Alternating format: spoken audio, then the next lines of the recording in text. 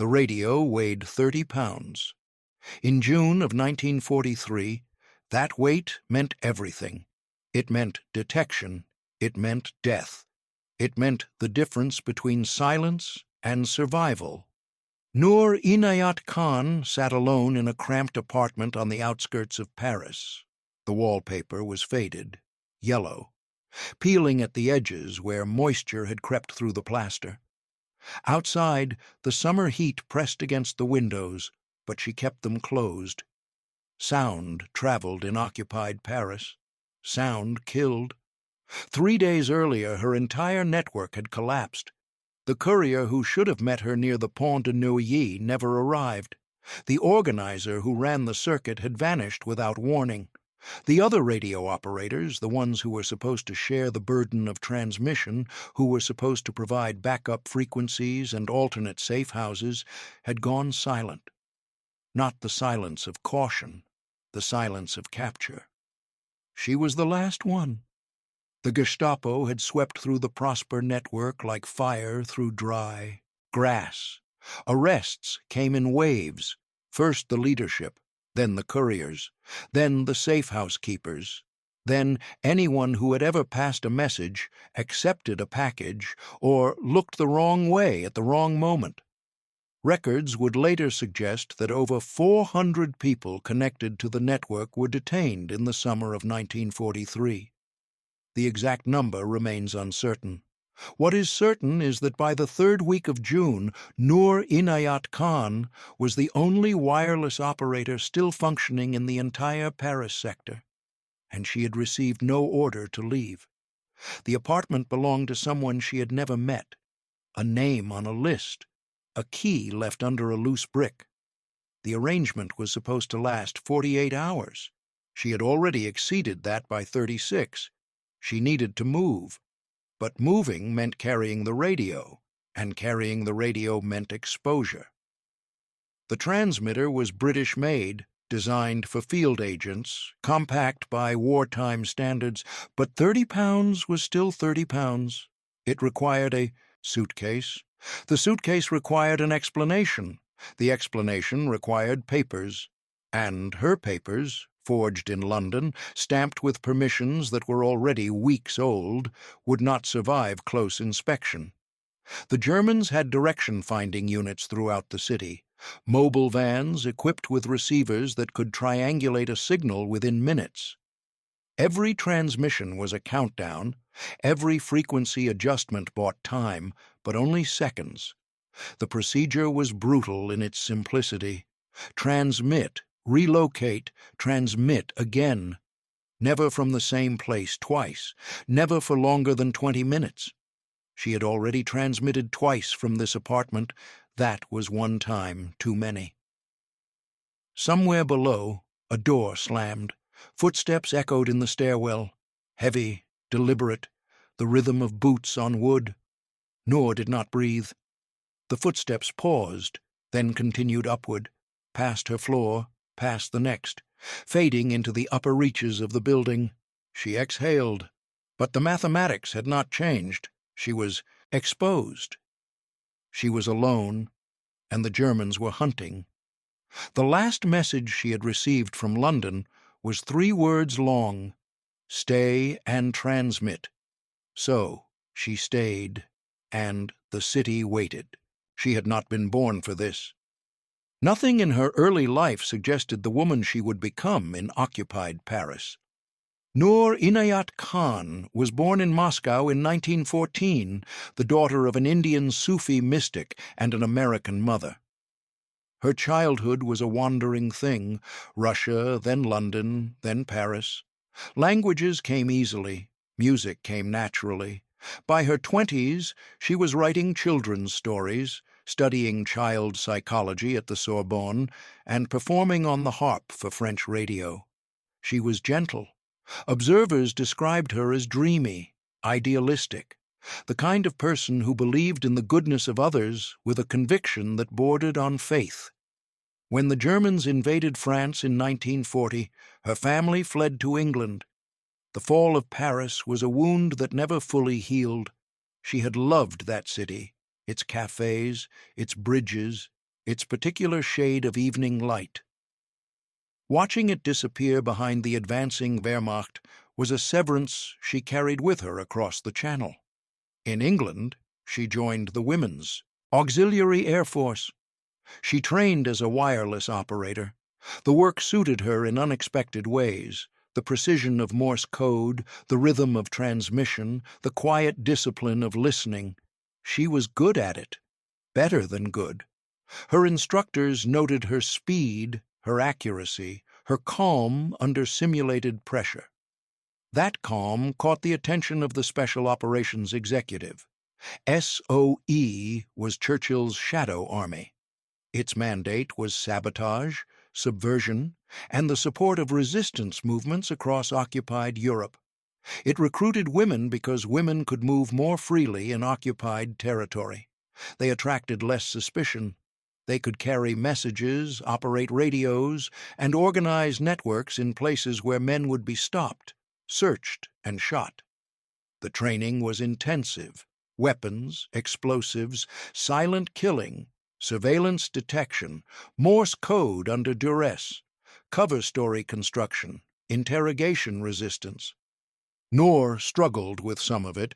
Later accounts suggest her instructors had reservations. She was not ruthless. She was not naturally deceptive. Her file reportedly included concerns about her suitability for clandestine work, her openness, her emotional transparency, her reluctance to adopt the cold pragmatism that fieldwork demanded. But she spoke fluent French. She knew Paris intimately, and she could transmit. In the summer of 1943, SOE needed radio operators in France more than it needed caution. On the night of June 16, 1943, a Lysander aircraft lifted off from a field in England and crossed the Channel. Noor was on board. The landing zone was a farmer's field somewhere in the French countryside. The moon was bright. The ground came up fast. She landed in occupied territory with a code name, Madeline, and a transmitter that connected her to London across 400 miles of enemy-controlled airspace. Her assignment was the Prosper Network, one of SOE's largest circuits in France. It covered Paris and the surrounding region. It coordinated drops, organized sabotage, and maintained contact with dozens of resistance cells. The network needed radio operators badly. Communication was its bloodstream. Without wireless contact, agents were blind, isolated, and unable to call for extraction. Noor was supposed to be one of several operators supporting the circuit. Within a week of her arrival, the circuit began to collapse. The arrests started in mid-June. The organizer was taken, then his deputies, then the couriers. The speed of the collapse suggested betrayal. Someone inside the network had talked or been turned, or had never been trustworthy to begin with. The details remained unclear. What was clear was the result. By the end of June, Prosper was functionally destroyed, and Noor was still transmitting. London sent orders. Some agents were told to flee.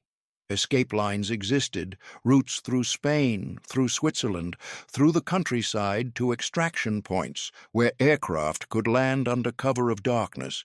Noor was offered that option. Records indicate she declined. The reasoning was operational. With the network gone, Paris had no wireless contact with London, no way to coordinate drops, no way to receive instructions, no way to rebuild. If she left, that link would die. So she stayed, alone, in a city where every contact was suspect, where every safe house might already be compromised, where the Gestapo was hunting with fresh leads and fresh urgency. She became the most exposed agent in occupied France. If this history matters to you, subscribe so these stories aren't lost. Paris, in the summer of 1943, was a city under compression. The Germans had occupied the capital for 3 years. The initial shock had faded into something worse, normalization. The swastika flew over the Hôtel de Crillon. German officers dined at Maxim's. Wehrmacht soldiers strolled along the Seine as if the river belonged to them. But beneath the surface calm, the machinery of control was everywhere. The Gestapo operated from 84 Avenue Foch, a requisitioned mansion in one of the city's wealthiest arrondissements. The building was elegant from the outside. Inside, it was a processing center for captured resistance members and suspected agents. Later testimony would describe the rooms there, the interrogation chambers, the holding cells, the soundproofed offices where questions were asked repeatedly until answers emerged. The Sicherheitsdienst, the SS intelligence service, maintained a separate apparatus. They gathered information, tracked movements, and coordinated with French collaborators who knew the city's rhythms better than any German ever could. And then there was the direction-finding network. The Germans understood that radio transmissions were the nervous system of the resistance. Cut the transmissions, and the body went blind. So they invested heavily in detection. Mobile units, vans equipped with rotating antennas and calibrated receivers, prowled the streets of Paris and its suburbs. When an unauthorized signal appeared on the airwaves, the vans could triangulate its origin within minutes. The procedure was mechanical. First, a signal was detected. Then the vans moved, converging from different directions, narrowing the search radius with each pass. If the transmission continued, the location could be pinpointed to a single building, sometimes a single room. Noor understood this system intimately. Her SOE training had drilled the countermeasures into her. Short transmissions, frequent location changes, irregular schedules, backup frequencies. The mathematics were unforgiving. 20 minutes of continuous transmission gave the direction-finding units enough time to localize a signal. 15 minutes was safer. 10 minutes was better.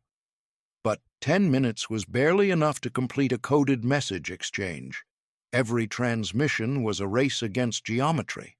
Beyond the radio detection threat, the city itself was hostile terrain.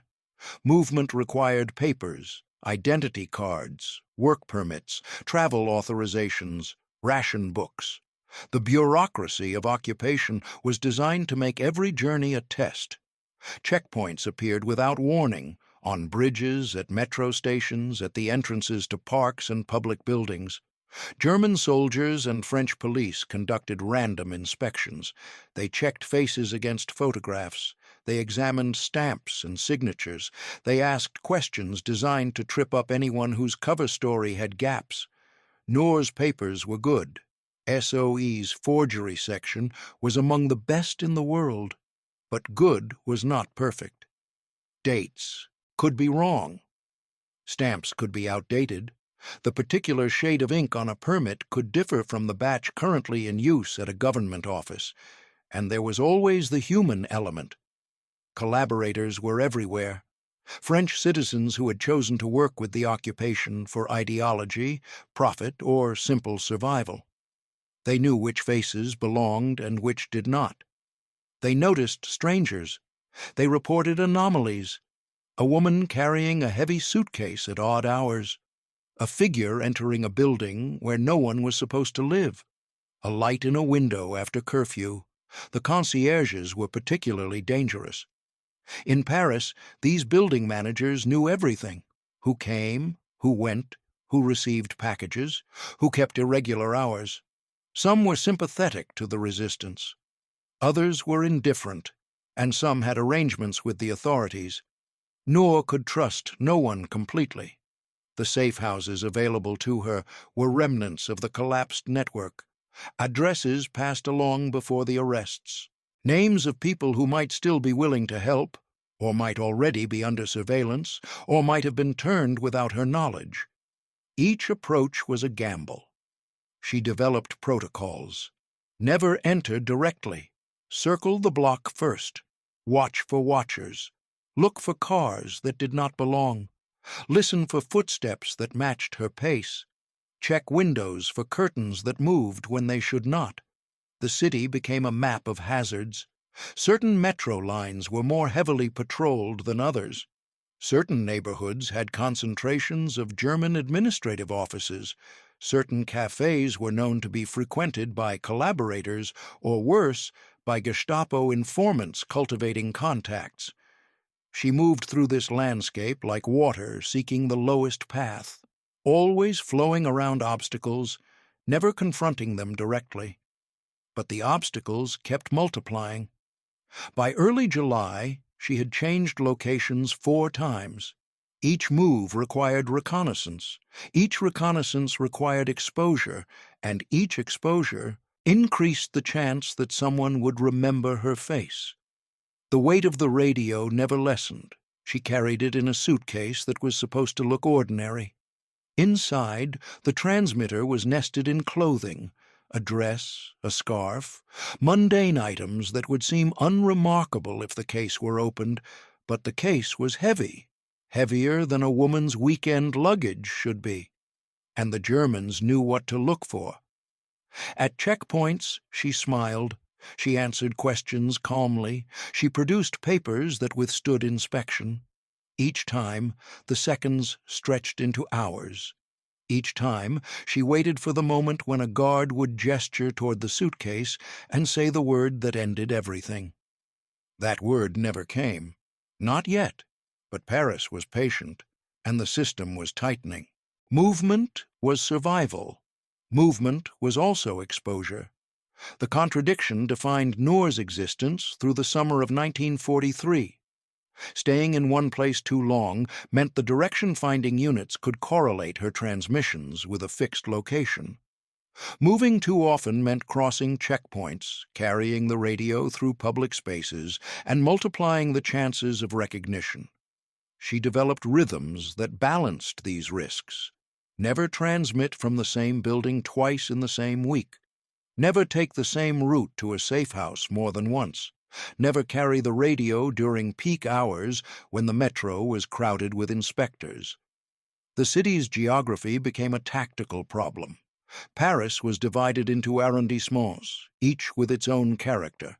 The wealthier districts had fewer pedestrians and more privacy, but also more German officers and more attentive concierges.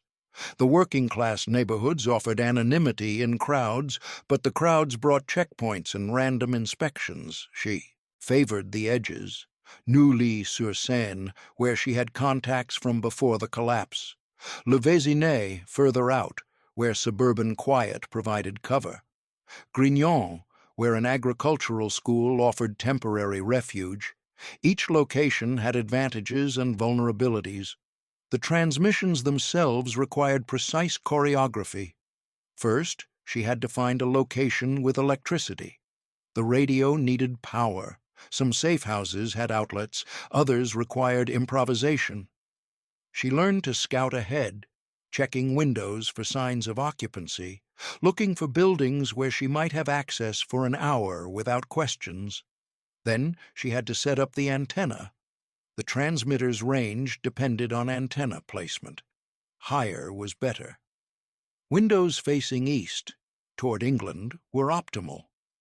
She would string the wire along a curtain rod or tape it to the wall, adjusting until the signal strength improved. Then she would encode the message. SOE used complex cipher systems based on poems or random phrases. The encoding was slow, deliberate work that required absolute concentration. Errors in encryption meant unreadable messages. Unreadable messages meant wasted transmissions. Wasted transmissions meant additional exposure. Then she would transmit. The Morse key was a small metal paddle. Each letter was a pattern of dots and dashes, short sounds and long sounds, tapped out at speed. Her fist, the radio term for an operator's distinctive touch, was steady and precise. London had learned to recognize it. They would know if someone else was sending. The first minutes of transmission were the most dangerous.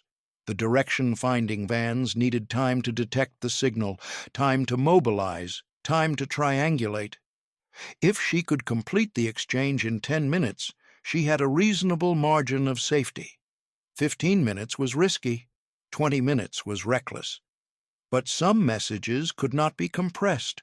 Coordinating supply drops required locations, times, and signal protocols.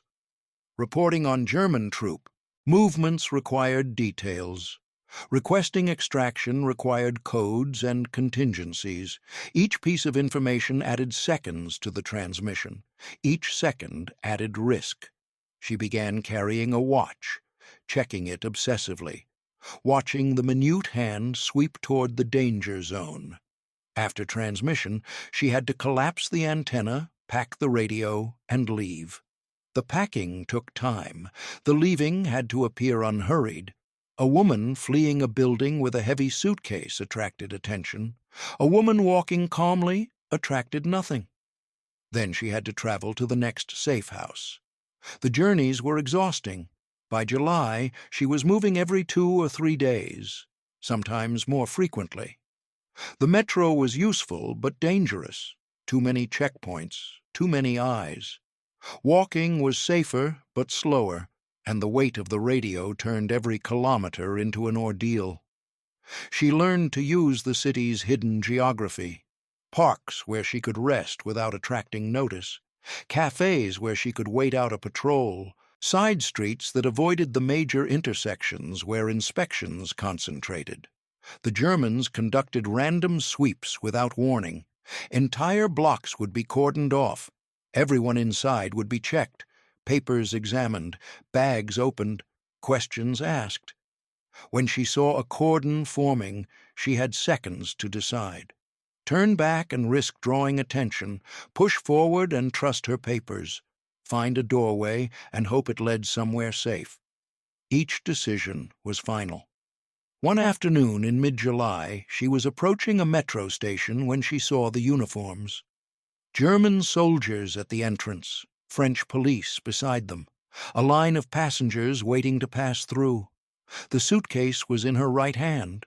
She did not break stride. She did not alter her pace. She walked past the station entrance as if she had always intended to continue down the street, as if the metro had never been her destination. Behind her, the soldiers did not move, but the calculation had changed. The station was closed to her now. The route she had planned was compromised. The safe house she had intended to reach required an alternative approach. She walked for another hour. The suitcase grew heavier with each block. The afternoon heat pressed down. Sweat gathered at her collar, at her temples, at the small of her back. By the time she reached the new location, an apartment near the Bois de Boulogne, arranged through a contact whose reliability was uncertain, the sun was setting. She had eaten nothing since morning. The apartment was empty, dusty, unfurnished except for a chair and a narrow bed without sheets. The electricity worked. The windows faced east. She set up the antenna. She transmitted. The minutes passed like hours. When she finished, she collapsed the equipment, hid the suitcase in a closet, and sat in the darkness. Her hands were trembling, not from fear, from exhaustion, the kind that accumulates without release. Outside, the city settled into curfew. Footsteps faded, engines quieted. The occupation's machinery paused for the night, but it would resume at dawn, and she would have to move again. The silence started on a Thursday. Noor arrived at a predetermined rendezvous point near the Jardin du Luxembourg at the appointed hour.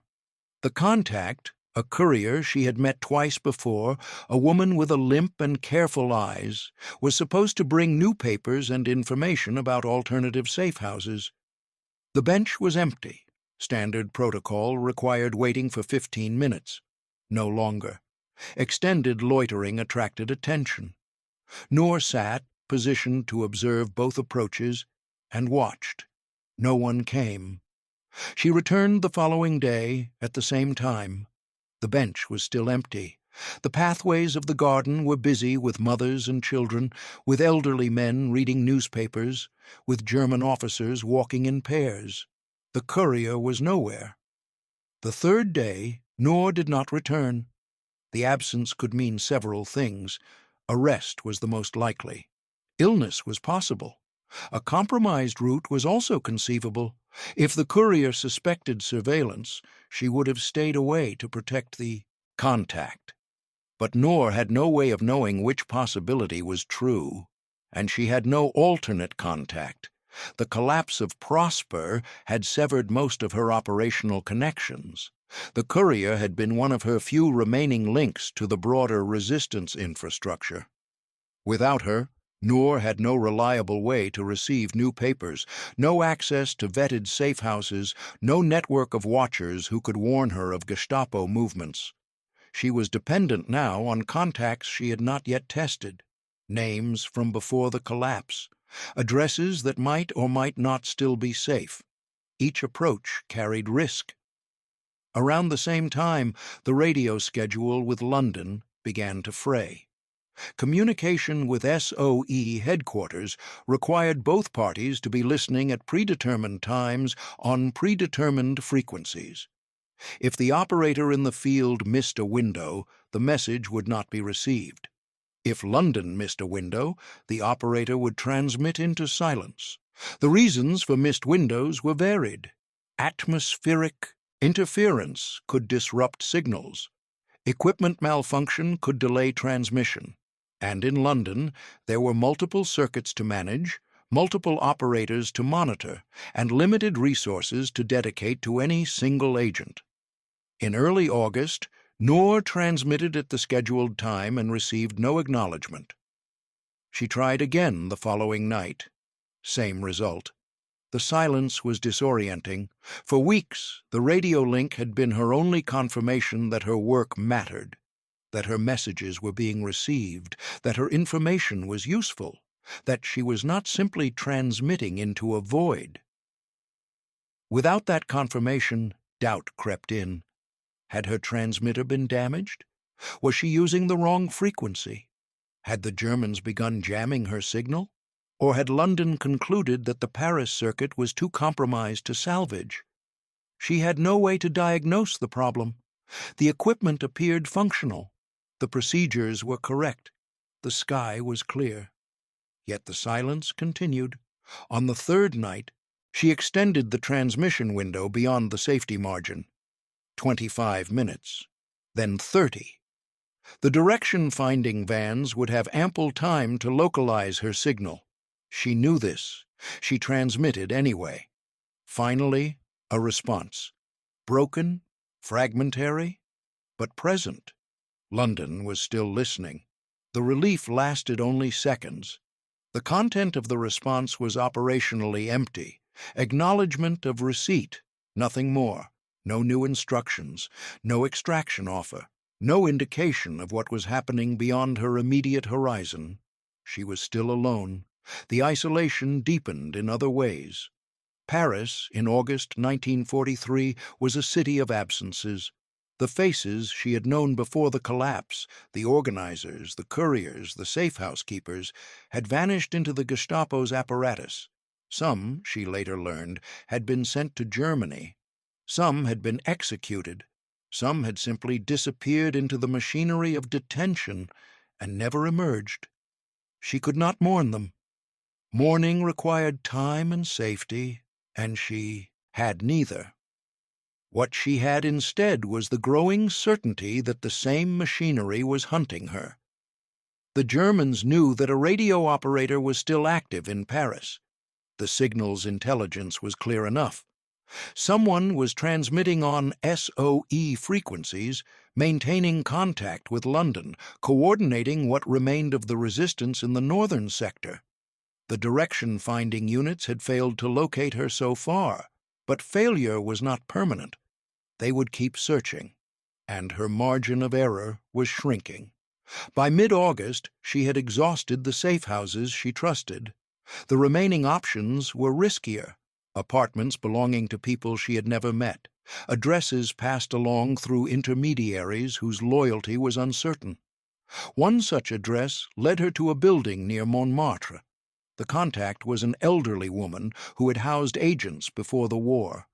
Her apartment was small, cluttered with photographs and religious icons. She asked no questions when Noor arrived. She simply pointed toward a back room and returned to her needlework. That night, Noor set up the transmitter and established contact. The message was brief: a status report, a request for guidance. London's response was equally brief: continue operations. Continue. As if continuation were simple, as if the network had not collapsed, as if she were not the last functioning link between London and Paris.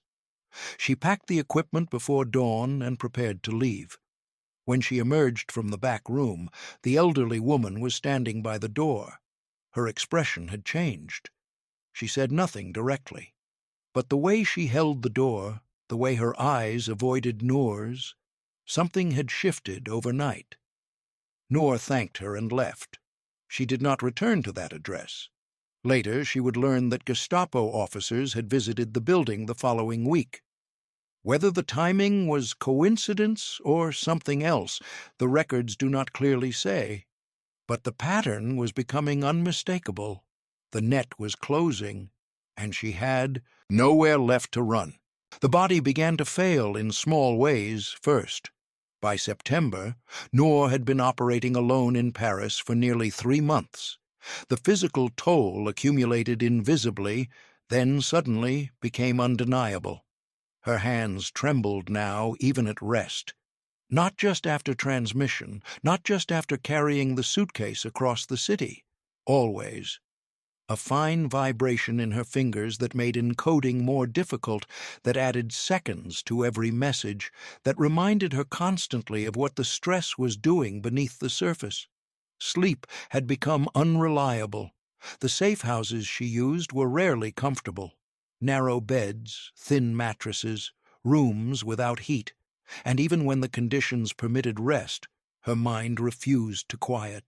She would lie in darkness, listening for footsteps, for doors, for any sound that might signal the beginning of the end. When sleep came, it was shallow and broken. She would wake at small noises, the creak of floorboards, the distant closing of a gate, and lie rigid, waiting for confirmation that the sound was innocent. By morning she had rested, but not recovered. Food was another challenge. Rationing in occupied Paris meant limited supplies for everyone. But Noor could not always access her rations. Using a ration book required presenting papers at designated locations, interacting with clerks who might remember faces, establishing patterns that could be traced. She ate irregularly, what she could find, what she could carry.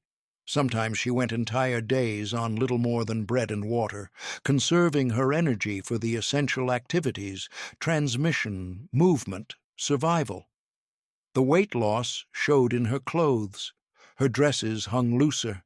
Her cheekbones became more prominent.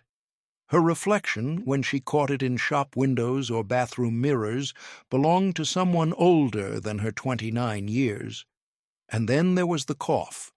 It started in late August, a dry irritation at the back of her throat. By early September, it had deepened into something persistent, not violent, not incapacitating, but present, a reminder that her body was fighting battles on multiple fronts. She did not seek medical attention. Visiting a doctor meant providing identity papers. It meant answering questions about address and occupation. It meant creating records that could be cross-referenced later. She managed the cough with rest when possible. She avoided speaking when the irritation was worst. She treated the symptoms as another operational constraint, like checkpoints or curfews, something to navigate around rather than confront directly. But the constraint was real. Movement became harder. The radio weighed the same 30 pounds it had always weighed, but her capacity to carry it was diminishing. She took more frequent breaks. She chose routes with benches where she could rest without appearing suspicious. She avoided the longer journeys across the city, even when those journeys would have been tactically advantageous. Her world contracted.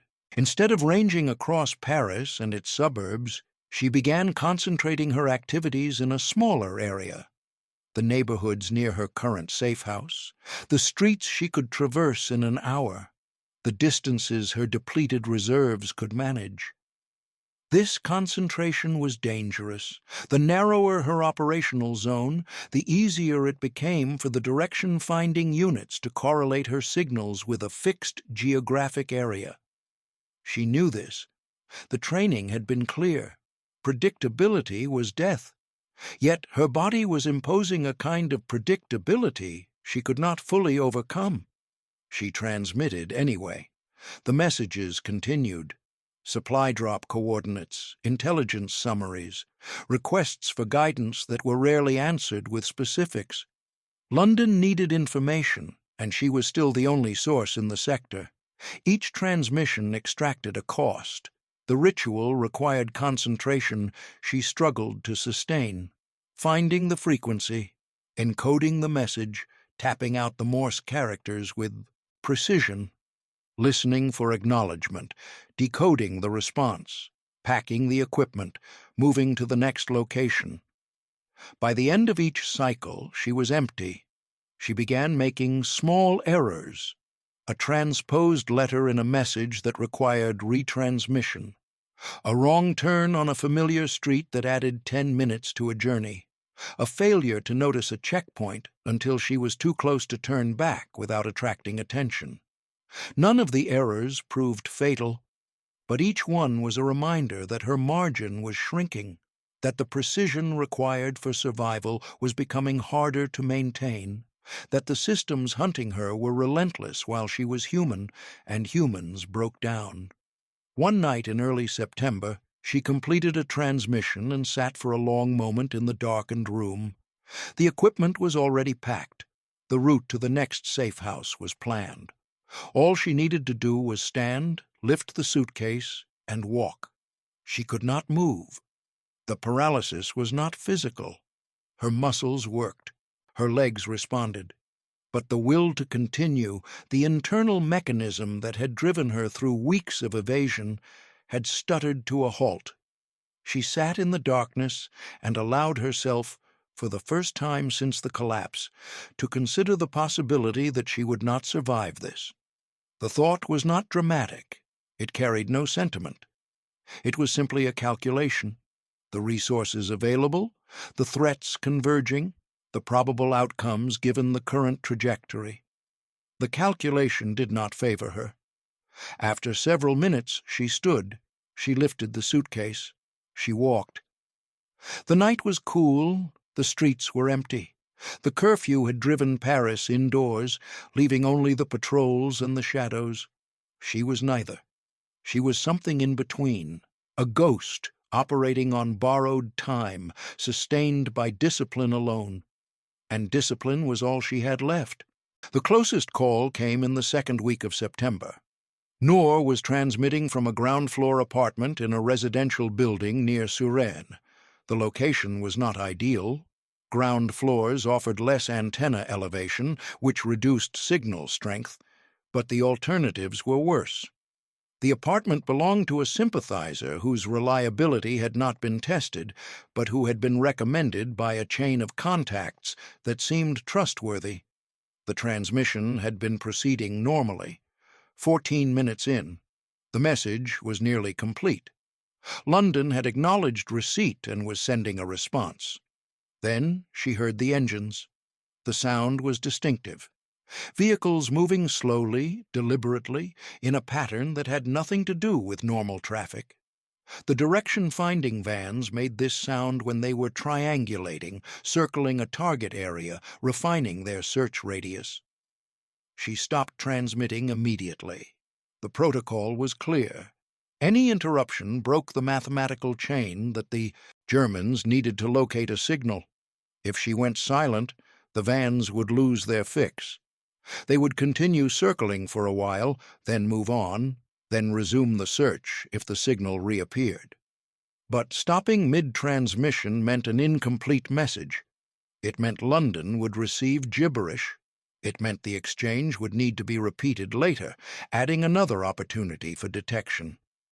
She weighed the options in the space of a breath. The engines were getting closer. She disconnected the antenna, then the power, then the transmitter itself. The equipment went into the suitcase with practiced efficiency. The suitcase went into a closet behind hanging coats. The apartment had 2 exits. The front door led to a common hallway and the street. The back door led to a small courtyard shared with adjacent buildings. She chose the back. The courtyard was dark, high walls, damp cobblestones, a smell of garbage and old rain. She moved through it slowly, feeling her way along the walls, listening for any indication that the courtyard was not empty. At the far end, a gate led to an alley. The gate was unlocked. She pushed through and emerged onto a side street. The sound of the engines was behind her now. Close, but not closing. She walked.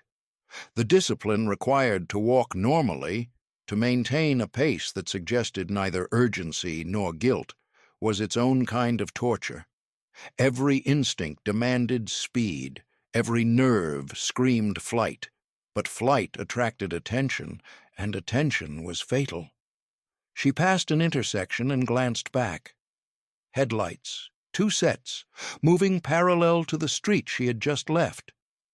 They had not found her. She continued walking. The route back to her secondary safe house required crossing a major boulevard where checkpoints sometimes appeared. She approached the crossing point cautiously, pausing at the corner to assess. No uniforms visible. She stepped into the street. Halfway across, a vehicle rounded the corner ahead of her. German markings, military. She kept walking. The vehicle slowed as it approached. For a terrible moment she was illuminated in its headlights, a woman alone on a dark street after curfew, with no obvious destination and no obvious reason to be there. The vehicle continued past. She reached the far sidewalk and turned onto a smaller street. Her pulse was pounding. Her breath came in shallow gasps that she fought to control. But she was still free. The secondary safe house was another 20 minutes away. She covered the distance in a state of dissociation, her body moving automatically while her mind processed what had nearly happened. The direction-finding units had been close enough to localize her signal. They had not been close enough to pinpoint the exact building, but the margin had been minutes, perhaps less. The suitcase. She had left the radio in the closet. The realization hit her like cold water. In her urgency to escape, she had prioritized mobility over equipment. Now the transmitter, her only link, to London, her only operational purpose, was sitting in an apartment that might already be under surveillance. She could not return tonight. The area would be watched. Any movement would draw attention, but if she waited too long, the sympathizer might panic, might move the equipment, might destroy it, might turn it over to avoid being implicated. She had until dawn to decide. The secondary safe house was a single room above a bakery. The baker was unaware of the arrangement. The room was accessed through a separate entrance that had been left unlocked by previous users of the network. She climbed the stairs in darkness and sat on the narrow bed. The room was empty except for the bed and a small table. No radio, no means of communication, no way to know what was happening in the apartment she had fled. She had survived the closest call yet, but survival had cost her everything that mattered, and the night was not over. The decision to return came with the first light. Noor calculated the risks repeatedly through the sleepless hours. The apartment might be watched, the sympathizer might have been compromised, the equipment might already be in German hands, but without the radio she was useless. Without the radio there was no point in remaining in Paris at all. She might as well surrender to the extraction she had been offered months ago and leave the sector without communication. That was unacceptable. She left the safe house before the curfew lifted, moving through the pre-dawn streets with care. The city was beginning to stir. Delivery vehicles, workers heading to early shifts, the moment between night's danger and day's exposure. The approach to the apartment required 3 changes of direction to ensure she was not followed. She circled the building once, noting parked vehicles, watching windows for movement. Nothing obvious suggested surveillance, but nothing obvious was not the same as nothing. She entered through the back courtyard, retracing her escape route in reverse. The gate was still unlocked. The cobblestones were wet with morning dew. Her footsteps sounded loud in the enclosed space. The apartment door was exactly as she had left it. Inside, the closet door was closed. The coats hung undisturbed. Behind them, the suitcase waited. She did not allow herself relief. Relief was a luxury for later. She retrieved the equipment, checked it quickly for damage, and left within 3 minutes. The return journey was a blur of watchfulness. Every face was a potential threat. Every vehicle was a potential pursuit. But she reached the secondary safe house without incident and collapsed onto the bed, the suitcase pressed against her legs. The near loss of the radio changed something. Until that moment, Noor had followed procedures. She had been careful. She had been disciplined. But she had also operated with a certain assumption of continuity, that tomorrow would follow. Today, that the systems would hold, that some version of the mission would persist. Now she understood that the mission could end at any moment, that the equipment could be lost, that she could be captured, that everything she had maintained for 3 months could vanish between one breath and the next. The understanding brought a strange clarity. She began taking risks she would not have considered before. The standard procedure was to avoid civilian contacts as much as possible. Every person who knew about her activities was a potential point of failure, through carelessness, through betrayal, through interrogation. The fewer people involved, the safer the operation. But the operation had already collapsed. The network was gone. She had no support structure left to protect. She began reaching out to contacts she had previously avoided. French citizens who were sympathetic to the resistance but who had no formal connection to SOE or the dissolved circuits. People who could provide safe houses without knowing what they were providing. People who could create new identity papers through black market channels that did not lead back to London. Each contact was a gamble. One led to a printer who specialized in forged documents. The man operated from a basement near the Place de la République. He asked few questions and charged prices that Noor could not easily afford. She paid with money that had been intended for operational expenses, supply drops that would never happen, safe houses that no longer existed. The new papers were good. Not as good as the SOE forgeries, but good enough for routine inspections. They gave her a different name, a different occupation, a different reason to be moving through the city with a heavy suitcase.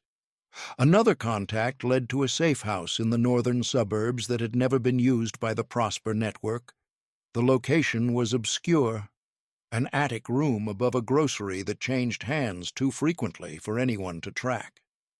The access required climbing a ladder and entering through a roof hatch. The inconvenience was a form of security. She transmitted from that location repeatedly through late September, pushing the limits of operational prudence. London received her messages. London sent responses. The link held. But the improvisation was unsustainable. Each new contact was a thread that could be pulled. Each deviation from protocol was a pattern that could be analyzed. The Germans were not stupid. They knew an agent was still operating in Paris. They would keep hunting until they found her, and the circle of people who knew her face was growing. The printer, the grocery owner, the sympathizers who provided temporary shelter, the strangers who glanced at her on streets and in cafes and on trains. Any one of them could be the leak. She understood this. She continued anyway, because the alternative was silence, and silence meant the sector went dark. And a dark sector meant resistance fighters without support, supply drops without coordination, intelligence without transmission. She had stayed to keep the link alive. The link required risk, so she risked, and the net continued tightening. October brought gray skies and the first hints of winter. The change in weather added new complications. Cold required warmer clothing, which meant heavier loads. Rain interfered with radio signals, which meant extended transmission windows. Shorter days meant longer curfews, which meant fewer hours to move safely. Noor adapted as she had adapted to everything else, by compressing further, by rationing her energy, by treating each day as a problem to be solved rather than a sentence to be endured. The rhythm of survival became its own form of torture. Wake in whatever safe house had sheltered her that night. Assess the day's requirements. Encode any messages that needed transmission. Wait for the appropriate moment to set up the equipment. Transmit. Pack. Move. Find the next shelter. Sleep if sleep came. Wake. Repeat. The days blurred together. She lost track of dates. The calendar became irrelevant. What mattered was the cycle: transmission, movement, and the energy required to maintain it. The body she inhabited had become strange to her, thin, tired, prone to trembling and coughing and sudden moments of dizziness that passed without explanation. She managed these symptoms as she managed everything else, through discipline, through routine, through the refusal to acknowledge any limitation that could not be immediately overcome. But the limitations were real. Her reaction time had slowed. She noticed it at checkpoints, where the delay between a guard's question and her response had grown perceptible. She noticed it in her encoding, where transposition errors appeared more frequently. She noticed it in her movement, where the suitcase seemed heavier than physics could explain. The long grind was grinding her down, and London offered nothing but continuation. The messages from headquarters were operationally empty: acknowledgments of receipt, requests for information, occasional instructions about supply drops that never materialized, because there was no one left to receive them. She transmitted anyway. The information she gathered was fragmentary: troop movements observed from train platforms, rumors overheard in cafes, patterns of German activity that might or might not be significant. She encoded it, she transmitted it, she received acknowledgments. Whether the information was useful, she had no way of knowing. The isolation was complete. Not just physical isolation, though that was real enough. She had not spoken to another English-speaking person since June. Her conversations with French contacts were limited to operational necessities. She shared nothing of herself, asked nothing of them, maintained the distance that security required. But the deeper isolation was psychological. She had become a function, a relay station between Paris and London, a means of transmitting information from one place to another. The person she had been before, the musician, the writer, the daughter and sister, was buried somewhere beneath the weight of operational necessity. She did not mourn that person. She did not have the capacity to mourn. What she had was the work, and the work demanded everything. Some nights, after transmission, she would sit in darkened rooms and allow the stillness to settle around her. These moments were not rest. They were intervals between activities, pauses in the machinery that had become her existence. In those intervals, something like doubt occasionally surfaced. Was this sustainable? Could she continue indefinitely, moving and transmitting and hiding until the war ended or her luck ran out?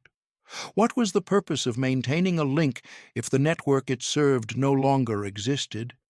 The doubts never lasted. She would push them away, pack the equipment, plan the next move, and resume the cycle. Because the alternative was unthinkable. She had stayed when she could have left. She had chosen this, and choices, once made, demanded commitment. The commitment was all she had. So she committed, night after night, week after week, through the gray October days and the lengthening October nights, until the commitment was no longer enough. The betrayal came from inside the circle. In early October, Noor had made contact with a woman who claimed to have connections to other resistance networks still operating in the Paris region. The connection promised access to new safe houses, new couriers, new channels for transmitting intelligence. The promise was compelling. Noor had been operating in isolation for too long. The prospect of support, of no longer being the only functioning agent in the sector, offered something like hope. She arranged a meeting. The woman arrived at the designated location with information that seemed legitimate, names that checked out against Noor's fragmentary knowledge, addresses that appeared plausible, details about German operations that aligned with her own observations. They met twice more. On the third meeting, the woman asked to see the transmitter. The request was unusual. Operational security dictated that equipment be shown only to those with explicit need. But the woman's reasoning seemed sound. She claimed to have access to additional operators who could share the transmission burden, reducing the risk to Noor and increasing the capacity of the sector. Noor hesitated. The hesitation should have been decisive. Instead, she rationalized. She had been alone for 4 months. Her capacity was diminishing. The offer of help was rare and, in the circumstances, valuable. She showed the woman the transmitter's location. 2 days later, the Gestapo came. Later accounts suggest the woman was a double agent, or had been turned under interrogation, or had been working for German intelligence all along. The exact nature of the betrayal remains unclear. What is clear is the result. On October 13, 1943, German security officers arrived at the apartment where Noor was staying. The raid was precise. They knew which building, they knew which floor, they knew which door. She was not there. A chance scheduling conflict had taken her to a different location that morning. A transmission that needed to happen from a site with better antenna placement. A decision made for operational reasons that happened, by pure accident, to save her life. But her equipment was there, and her notes were there, and the safe house, one of the last she trusted, was now compromised. She learned of the raid through channels that barely still existed. A message passed from contact to contact, a warning delivered hours after the fact. The loss of the apartment was devastating. But worse was the realization of how it had happened. She had been betrayed. Someone she had trusted, someone she had chosen to trust, had delivered her location to the enemy. The psychology of that realization was crushing. Every contact she had made since June was now suspect. Every address she had shared, every face she had shown herself to. Any one of them could be the next betrayal. The net had not just tightened, it had closed. She had no equipment now, no way to transmit, no way to fulfill the purpose for which she had stayed, and she had no time to acquire new equipment. The Gestapo knew she was still active. They knew she had evaded the raid. They would be hunting with fresh urgency. The options narrowed to 2. She could attempt to reach an extraction point, to activate whatever remained of the escape lines and make her way out of France. Or she could attempt to continue, to find new equipment, new safe houses, new contacts, and resume operations under conditions that had become nearly impossible. Neither option was safe. The extraction lines were compromised. Months of arrests had damaged the networks that moved agents out of occupied territory. The routes that had once led to Spain or Switzerland were no longer reliable, and continuation meant operating without resources, without support, without any of the structures that made clandestine work survivable. She chose continuation. The reasoning, if it could be called reasoning, was simple. London still needed communication from Paris. The sector still mattered. Giving up now meant abandoning everything she had maintained since June. She began searching for new equipment. The search was desperate. Radio transmitters were not available through normal channels. They had to be sourced through SOE supply drops, which could not happen without radio contact, or through captured German equipment, which was heavily guarded, or through black market connections that were dangerous and unreliable. She contacted the few intermediaries she still trusted. They had nothing. Days passed, then a week. The window for escape was closing as the Gestapo intensified its search. She kept moving, kept hiding, kept hoping. The hope was irrational, but hope was all she had left. The final capture came on October 13th, 1943. Later accounts would piece together the details from fragments, testimony at post-war trials, surviving documents, the memories of those who witnessed portions of what happened. Noor was at a different location when the Gestapo found her, not the apartment that had been raided, but another address that had been compromised through the same chain of betrayal. The Germans had been thorough. They had traced every contact, every connection, every thread that led from the double agent's information to the people and places it touched. She was taken. The arrest was not dramatic. No struggle, no confrontation. Later testimony suggests she was simply overwhelmed by numbers. Multiple officers, multiple vehicles, a coordinated operation designed to leave no possibility of escape. She was transported to 84 Avenue Foch. The Gestapo's Paris headquarters was, by this point, well practiced in handling captured SOE agents. The procedures were established. The interrogators were experienced. They understood what their prisoners knew and how to extract that knowledge. Noor gave nothing. The interrogations extended over weeks. She refused to reveal codes, frequencies, contacts, or operational details. She provided only her name, rank, and service number, the minimal information permitted under the conventions that theoretically applied to uniformed combatants. She was not, by any reasonable interpretation, a uniformed combatant.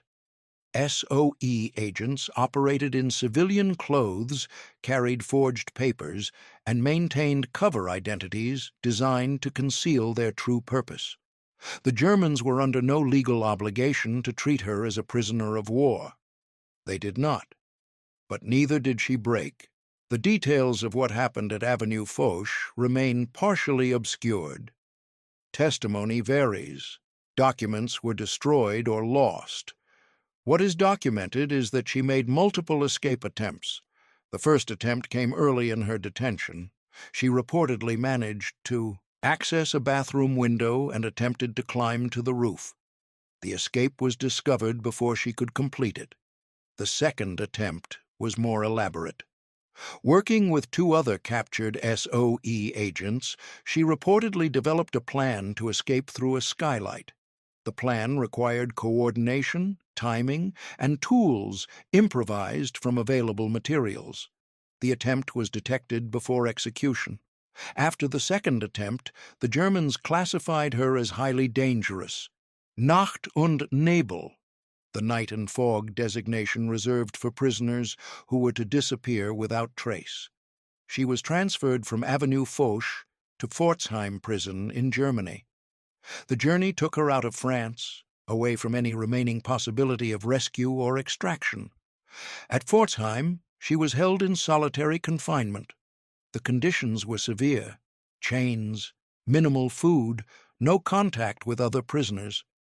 The isolation that had defined her operational life in Paris became, in captivity, a form of punishment. She endured it for 10 months. Records from the period are sparse. What survives suggests she maintained resistance, refusing cooperation, maintaining dignity, preserving some core of selfhood against systematic efforts to erase it. In September 1944, she was transferred again. This time, the destination was Dachau. She arrived with 3 other captured SOE agents, all women who had served in occupied France.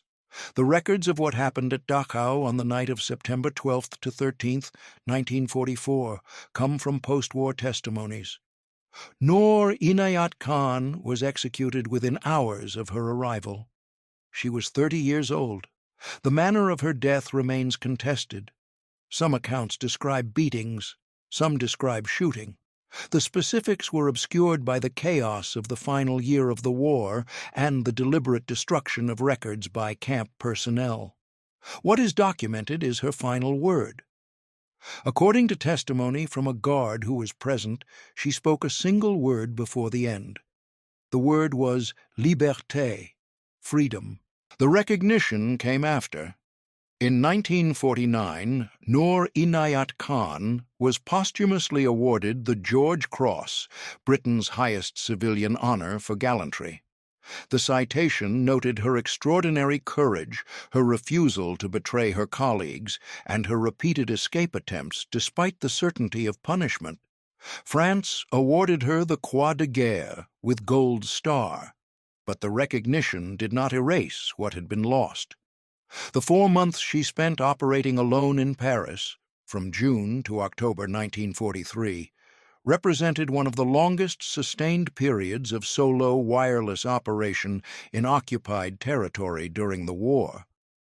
She maintained communication with London when every other link had been severed. She transmitted intelligence that contributed to understanding of German operations in the northern sector. She provided a connection that kept the possibility of resistance alive in a region that the Gestapo believed it had completely suppressed. The cost of that service was total. Her body bore the marks of months of inadequate nutrition, constant stress, and the physical toll of carrying equipment through hostile streets day after day. Later accounts suggest her health had already begun to deteriorate significantly before capture. The cough, the weight loss, the trembling hands were symptoms of a system pushed beyond its capacity to recover. The psychological burden was less visible but equally profound. She had operated in isolation for nearly 4 months. No one to share the fear with, no one to confirm that the danger was real, that the risks were justified, that the mission mattered. The human mind is not designed for that kind of sustained solo operation under threat of death. The toll extracted itself in ways that are impossible to fully document. The betrayal that led to her capture was perhaps the cruelest element. She had trusted someone. She had extended the network that operational security demanded she keep closed. She had made a human choice to seek help, to share the burden, to believe that cooperation was possible, even in a world designed to punish it. That choice led directly to her capture. It is tempting to call this a mistake, to say she should have maintained stricter isolation, to conclude that her training's concerns about her openness, her emotional transparency, were validated by events. But the opposite conclusion is equally valid. She had survived 4 months precisely because she was willing to improvise, to take risks, to trust when trust was the only path forward. A more cautious agent might have been extracted earlier, might have transmitted less, might have provided less intelligence. The qualities that led to her capture were the same qualities that made her effective. This is not a comfortable conclusion. It suggests that survival in occupied territory was not a matter of following correct procedures. It was a matter of navigating impossible trade-offs, making choices with incomplete information, and accepting that even the best choices could lead to disaster. Noor made her choices. She chose to stay when she could have left. She chose to transmit when silence would have been safer. She chose to trust when distrust might have preserved her freedom. And she chose, at the end, to remain silent under interrogation, to protect colleagues who were already captured or dead, to maintain protocols that had already been compromised, to uphold a standard of conduct that no one would have blamed her for abandoning. The choice cost her everything, but it was her choice. After the war, her story became part of the larger narrative of SOE operations in France. Books were written, memorials were erected, her face appeared on postage stamps. The recognition was fitting, but it was also incomplete, because what she endured cannot be reduced to recognition. The fear of those Paris nights, the weight of the radio, the sound of patrol vehicles, the calculation of minutes against detection cannot be contained in citations or ceremonies. The loneliness of those months, the absence of any human presence that understood what she was doing and why, cannot be adequately acknowledged by posthumous honors. The courage required to continue day after day, when every rational calculation suggested that continuation was pointless, that courage exists in a register that medals cannot reach. What remains is the record. A woman alone in an occupied city, a transmitter that linked silence to sound, a chain of choices that led from survival to sacrifice, and a final word that contained everything she had fought for: liberté. She knew what it meant. She knew what it cost. She paid it anyway.